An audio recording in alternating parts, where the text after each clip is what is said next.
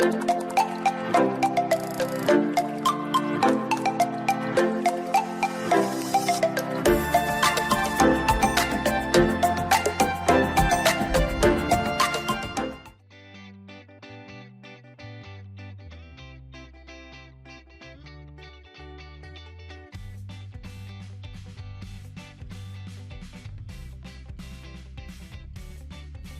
चम्मच सिरका डाल के इसको हिला देंगे।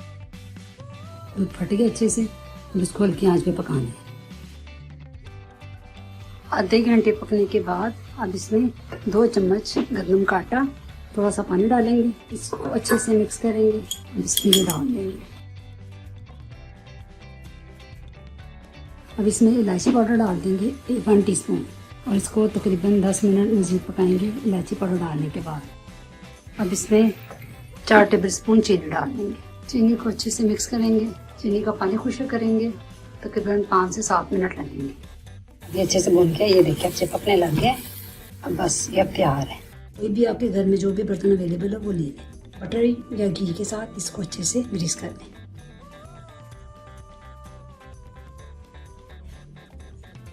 इसमें सारा डाल देंगे।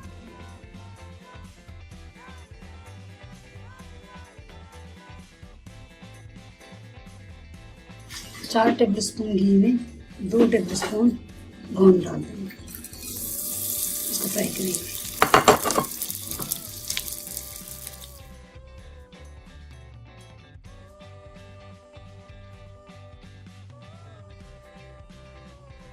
इसी फ्राई पैन में 2 बड़े चम्मच चीनी के डाल देंगे। चीनी को मेल्ट होने के लिए छोड़ देंगे। चीनी मेल्ट हो गई है, इसमें 1 चम्मच मिल्क का डाल देंगे। अब इसमें 2 बड़े चम्मच कटे हुए बादाम डाल देंगे और ये गोंद जो हमने फ्राई की थी वो भी डाल देंगे। इसको अच्छे से मिक्स करेंगे।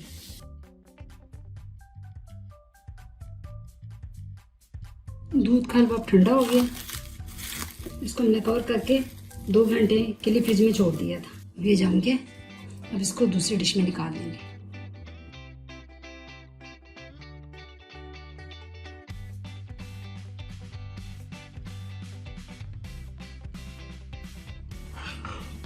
इसके ऊपर ये बैटर डाल देंगे।